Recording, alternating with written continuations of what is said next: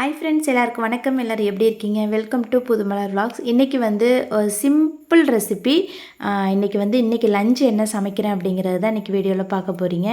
இன்றைக்கி வந்து lemon rice செய்ய போகிறேன். அப்புறம் முட்டை வந்து வேக வச்சு அதை வந்து தொக்கு மாதிரி பண்ண போகிறேன்.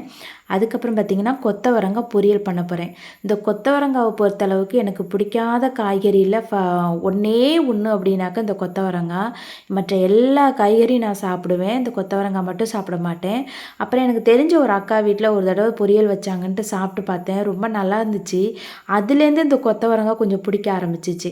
அதனால் இப்போ இடையில வந்து இந்த கொத்தவரங்காய் வந்து நான் வாங்கிடுவேன். சில பேர் இந்த கொத்தவரங்காய் வேக வச்சு தண்ணி எடுத்துருவாங்க வாயு அப்படின்ட்டு. ஆனால் அந்த மாதிரி எடுத்தால் சத்து ஃபுல்லாக அந்த தண்ணியில் போயிடும். கொத்தவரங்காவுக்கு பெருங்காயத்தூள் பூண்டெல்லாம் நம்ம இடித்து சேர்த்துட்டு வெங்காயம்லாம் தாளிச்சிட்டு மிளகாத்தூள் போட்டு மஞ்சத்தூள் போட்டு நல்லா வதக்கிடணும். மூடி வச்சு ஒரு 5 நிமிஷத்துக்கு ஒரு தடவை கிளறி விட்டு நல்லா வதங்கினதுக்கப்புறமா லைட்டாக தண்ணி ஊற்றிட்டு அதுக்கப்புறமா நல்லா வந்து கிளறி எடுத்தோம்னாக்கா கொத்தவரங்காய் சூப்பர் டேஸ்ட்டாக இருக்கும். அதே மாதிரி தேங்காய் பூலாம் போட்டு கூட பொரியல் பண்ணலாம், அதுவும் ரொம்ப நல்லாயிருக்கும். இன்றைக்கி வந்து பார்த்திங்கனாக்கா லெமன் சாப்பாட்டுக்கு நிலக்கடலை வாங்கி வச்சுருந்தேன். பச்சை நிலக்கடலை தான் இருந்துச்சு. சரி, அதனால் வந்து அதை நல்லா வறுத்துட்டு தோல் நல்லா உரித்து வச்சுக்கிட்டேன். அப்புறம் எப்போதும் போல் உளுந்தம்பருப்பு, கடுகு, பச்சை மிளகா இல்லைனாக்கா வத்தல் இதெல்லாம் போட்டுட்டு நான் வந்து லெமன் சாப்பாட்டுக்கு பூண்டு இடித்து போடுவேன். பூண்டோட ஃப்ளேவர் நல்லாயிருக்கும், எங்களுக்கு பிடிக்கும், அதனால் நான் போடுவேன். சில பேர் இந்த பூண்டெல்லாம் சேர்க்க மாட்டாங்கன்னு நினைக்கிறேன்.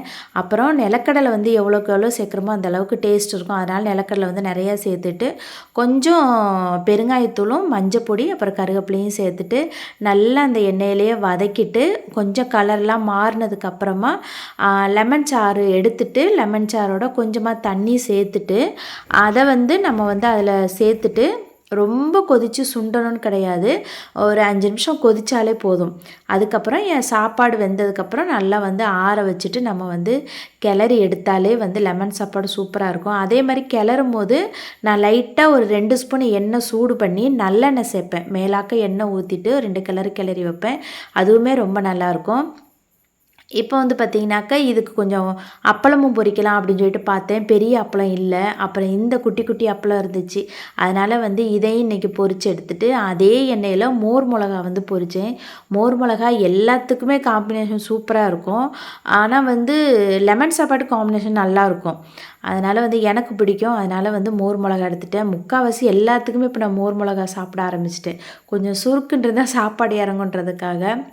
அதுக்கப்புறம் பார்த்திங்கன்னா லெமன் சாப்பாடும் நான் வந்து கிளறி வச்சுட்டேன், ரொம்பவே நல்லா இருந்துச்சு. அப்புறம் இந்த முட்டை வந்து 2 முட்டை வேக வச்சுருக்கேன்.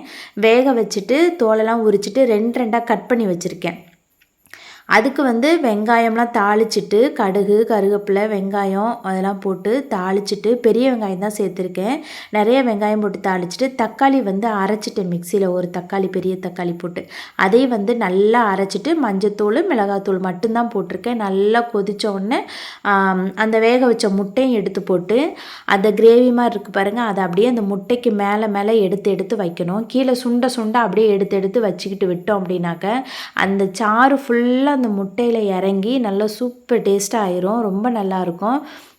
இதில் வந்து ஃபைனலாக வந்து நம்ம நிலக்கடலை பொடி வந்து தூவி நம்ம ட்ரை பண்ணி எடுத்தாலும் ரொம்ப டேஸ்ட்டாக இருக்கும். இப்போ வந்து சாப்பாடு எல்லாமே ரெடி ஆயிடுச்சு.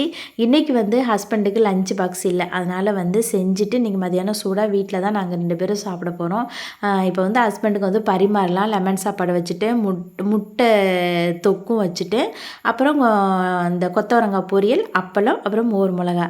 இன்றைக்கி லஞ்சு வந்து ரொம்ப சிம்பிளாக முடிஞ்சிட்டு ஆனால் சூப்பராகவும் இருந்துச்சு. இந்த லஞ்ச் மெனு உங்களுக்கு பிடிச்சிருந்துச்சு அப்படின்னா மறக்காமல் வீடியோக்கு ஒரு லைக் கொடுத்துருங்க. நம்ம சேனலை சப்ஸ்கிரைப் பண்ணிக்கிங்க.